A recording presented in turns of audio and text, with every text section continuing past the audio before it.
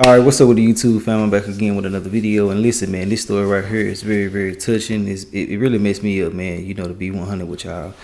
But yeah, before I jump into the video, y'all already know I got to start it off the right way by saying RIP to this child that didn't get to make it here, man. You know, it's a sad and unfortunate situation when, you know, you've been planning for a child, you know, you've been sitting over there, you know, getting your life ready for this child, for ultimately the child to lose their life to the hands of the people who were supposed to assist delivering the baby.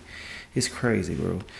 And some of the details are a little bit, you know, too much, so I gotta word things a certain way. But basically, long story short, the child was coming out and the head was separated from the body, you know. And with that being said, I don't know what the hell happened, how this happened, what the hell going on. And from what I read, we finna find out more details about everything in the video. But from what I read, though, it said that they tried to, you know, force the baby to be cremated, and ultimately they ended up, you know, finding out what took place basically after they was being pressured into all of this stuff.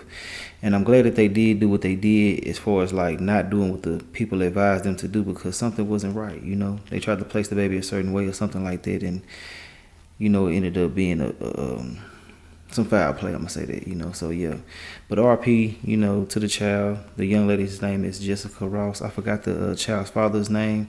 He's just as important, you know, as her in this situation, but you know, she carried the child, so I know she had a little bit more of a emotional bond to this situation. And when I look at her, man, it's like she just, you know, she look empty right now, and I can't do nothing but understand that, man. I know that would have took a toll on me too as well, especially knowing that you put my baby through all this pain. You know what I'm saying? But hey, we already got into enough of the details. We're finna get all the specifics right now that we can get, and we're gonna talk about this. Hit the like button, man, if you made it this far to the video. If you're rocking with me too, hit the like button. And yeah, man, I want to send my condolences out to you one more time. It's Jessica, you know, and the child's father. But let's get into this. A family is suing a local hospital, and before we get into the story, I want to warn you, it is this family says a doctor decapitated their baby during birth. Channel 2's Michael Downer live in Clayton County, where he spoke with the family's attorney. Michael. Yeah, guys, the allegations truly are disturbing. They're all laid out here in this lawsuit that was filed this morning, detailing multiple missteps and then an alleged allegations of efforts to try to mislead, lie, and deceive as an effort to cover up what happened here. And again, we want to warn you, these allegations are. One more thing I gotta let y'all know, it happened in Clayton County Hospital, Riverdale, Georgia, July 9th, 2023. And yeah, just want to get y'all a little bit more details. I don't know if they're finna give them to y'all now, but I want y'all to know those before we move forward. Let's go. It was supposed to be a day of joy. July 9th, Jessica Ross went into labor, hoping to welcome her first child. Their dreams and hopes turned into a nightmare that was covered up by Southern Regional Medical Center. A lawsuit filed Wednesday morning alleges the baby got stuck during labor. And despite signs of distress, Dr. Tracey St. Julian continued to try and pull the baby out. The clear and obvious answer is to perform a C-section. This is what's done all the time. And that was not done in this case, and it should have been. Susan Witt is a medical malpractice attorney who examined the case for us, which claims that when the doctors finally did perform a C-section hours later, they found the baby decayed. I've never heard of a situation that where the result has been a decapitation. Instead of telling the couple, the lawsuit says doctors tried to cover up what happened, telling them that they didn't have a right to a free autopsy, encouraging cremation, and even concealing what happened when they asked to see the body. They wrapped this baby up tightly. They propped the baby's head up on top of the blanket to make it appear as though the head was actually attached when it wasn't. That is an attempt to defraud and deceive the family. The family says it wasn't until a funeral home raised the red flag that the parents would learn the truth. 4 days after she first went into labor. I think this is one of the most outrageous situations that I've ever seen in my 25 years of practicing law. Now, in a statement, Southern Regional Medical Center says that Dr. St. Julian is not an employee at their hospital, but they have taken appropriate steps since the incident. Now, they did not clarify what those appropriate steps are. We can also confirm that Clayton County Police are investigating this incident. But for now, we're live in Clayton County in Riverdale. Michael Downer, Channel 2 Action News. It's sad, man. What happened? Okay. On July the 9th, 2023, just a few weeks ago, Jessica and Travion were excited. She was 37 weeks pregnant at that time, and they were really looking forward to the delivery of their firstborn child. Her water broke at about 10 o'clock in the morning on the 9th. Appropriately, she went over to labor and delivery over the Southern Regional. They admitted her and put her on an IV and gave her some medicine to basically progress the delivery. She labored for about 10 hours, and then probably around 10, well, strike that about 8:40 in the evening, she was fully dilated and told her to start pushing. Well, during the course of the pushing, the baby stopped descending. There's something called a shoulder dystocia. Fancy word for saying that the baby's shoulders could not fit through the pelvic girdle. It got stuck by the bone there in the pelvic girdle. That was recognized, and what wound up happening after that is just brutal. Dr. St. Julian came in, and she, in the process of trying to deliver this baby, pulled on the baby's head and neck so hard and manipulated them so hard that the bones in the baby's skull, face, and neck were broken. When Dr. St. Julian finally took Miss Ross to the operating room for a C-section, a cesarean section, where they cut the belly and deliver the baby through the abdomen, when the womb was open, the feet came out, the body came out, and there was no head. The head was stuck in the vagina, and the head subsequently was delivered vaginally. The baby had been decayed. Dr. St. Julian was grossly negligent for applying ridiculously excessive force on the baby's head and neck. Dr. St. Julian and the nurses at the Southern Regional Medical Center, they were grossly negligent for not getting the help of the on-site in-hospital OB in a timely manner. They have a hospitalist obstetrician who's there on site. And when doctors have problems with delivery, the first thing you do is call them and you get help. You get another perspective, another angle. This was not done in a timely manner, negligently. And then also, the nurses at Southern Regional Medical Center were grossly negligent for failing to advocate and insist in other capacities that Ms. Ross got a C-section quicker, sooner, in a more timely manner. So those are the allegations that we claim in the suit. We just filed it. We're going to be very aggressive with the discovery. We're going to put all of these people who were in the room under oath and find out what they have to say specifically about what happened that tragic evening. That is the essence of our suit. That's the essence of the press conference, and we're going to open things up for open things up for questioning right now. Have you spoken with the hospital? I mean, why do you think they tried to cover this up?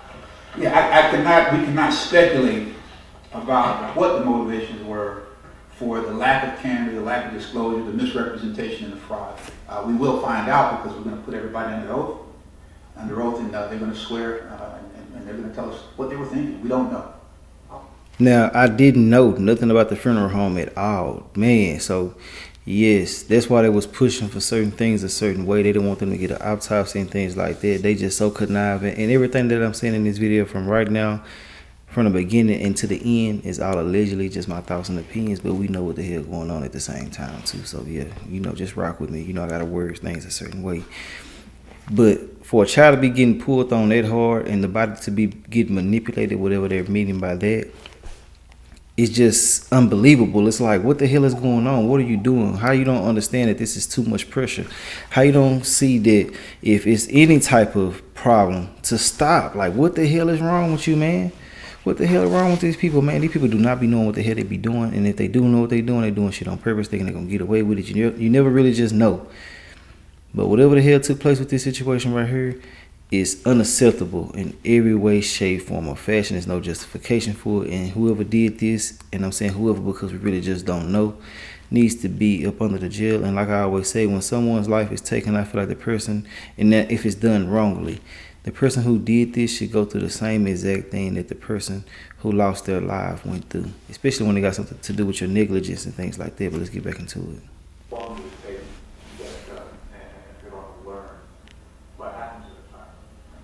Attorney Lynch, if you would. Yeah, but I hope they don't have them to talk. Let's deal with fraud and cover-up. The family went in on the 9th for the delivery of the child. child, they were not notified of what actually happened until the 13th. Damn. A few days later. And that was from the medical examiner? No, that was from the funeral home. Yes. Can you also speak to the fact that they were not allowed to hold their child? Yes, they were not allowed to hold their child. The hospital basically said, hey, well, we can't let you hold the child. We can, you know, and my understanding is that they, at one time, did not want them to see the child. But what they did, the hospital wrapped the child up very tightly so that they could not see what actually happened, and that they were able to see the child behind the glass. Let me be. Hell no. I got to stop every goddamn thing. Let me see my goddamn baby. What the hell are you doing? Where the hell you think you going? You weird fucker. Let me see my goddamn child. What's wrong with y'all, boy?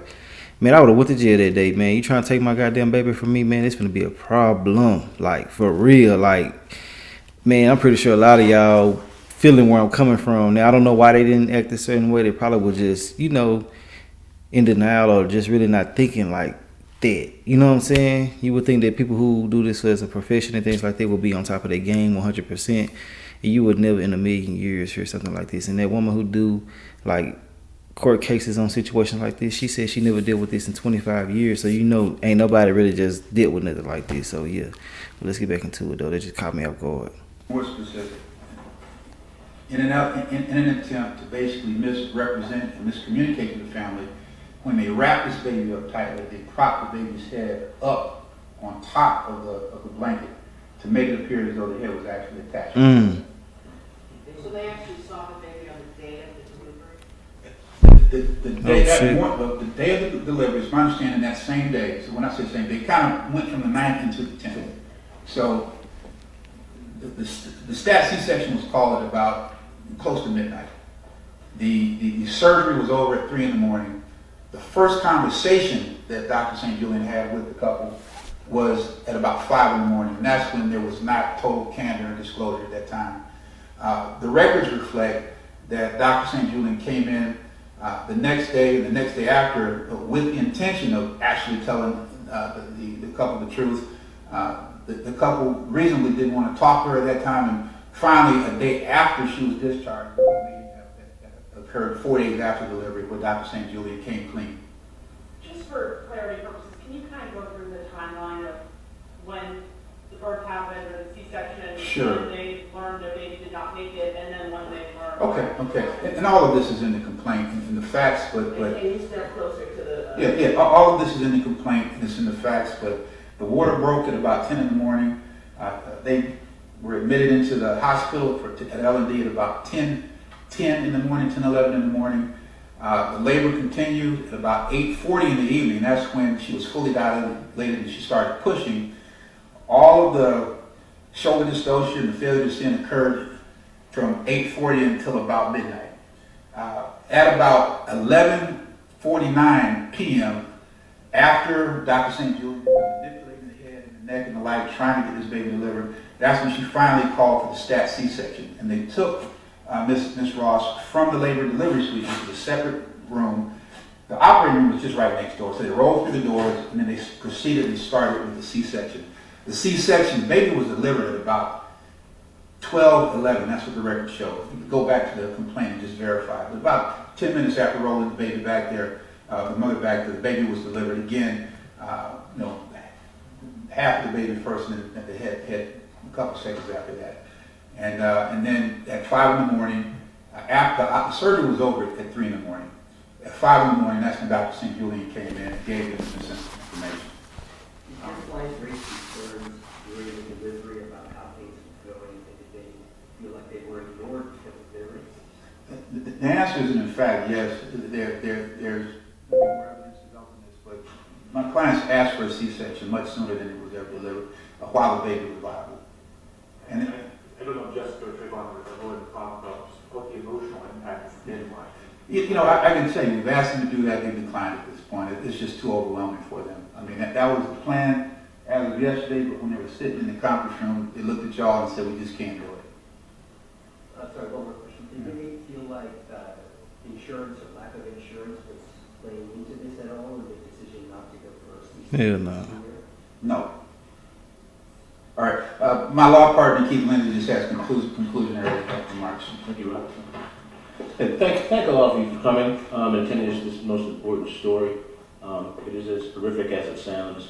We're happy to email copies of the complaint to each and every one of you. We'll get with our paralegal Alexis for that. And then if you have any questions or requests for interviews, contact Ryan Julian. His number is 321-377-6877. Ryan Julian, and that's Julison That's the end of that video, man. You know, I want to say RP to that baby again. This is a very sad situation. You know, all the negligence that took place in this situation should be held. Everybody should be held accountable. You know, ain't no way in the hell nobody in that room should not be charged with something. You feel what I'm saying, man? Ain't no way in the hell they should be walking away freely. Like, nah, bro. Y'all witnessed this. Y'all were all in on it, and y'all tried to all, you know, cover it up and stuff like that, which is so despicable and it's disgusting, man. You know, why in the hell y'all wouldn't try to do the right thing? And especially when somebody's asking for something specific when it comes to their child, I think you should do that. Because it's such a sentimental situation at that time. It's such a major event. Like, why wouldn't you want to make this person as happy as you can make them? You know what I'm saying? Versus doing what the hell you want to do. They asked for a C-section way ahead of time. You should have, you know, compromised with them. But you know how people are, man. They feel like that they in so much power, even when it got something to do with another life. And it's just sad, bro. But one thing that I do want to say about this, man, these are some strong parents. I mean, man, I know people that, you know, lost kids and can't even fathom to even speak about it. So for them to actually go in front of people and, you know, try to fight for justice and things like that, I commend them on that, because it's got to be very, very tiresome. It's got to be very, very, you know, just devastating all the way around, man. But hey, look, I'm going to come at y'all with some updates if I get some. If I can't get none, man, hopefully they will get the justice that they will get. And I'm pretty sure we're going to get an update. But I'm just saying, if I don't hold it against me. And if y'all find out something before I do, send it to me, man. But one more time, I want to say RP. I want to send my condolences out to everybody that loved this child, that was anticipating this child, and especially the mother, the father, the grandmothers, all of that. But other than that, man, that's all I got to say. If y'all made it to the end of this video, I really do appreciate y'all, and I will holler at y'all later on another video. And make sure y'all let me know what y'all think about everything in this video. But other than that, man, that's all I got to say. I'll holler at y'all later on another video, though. All right.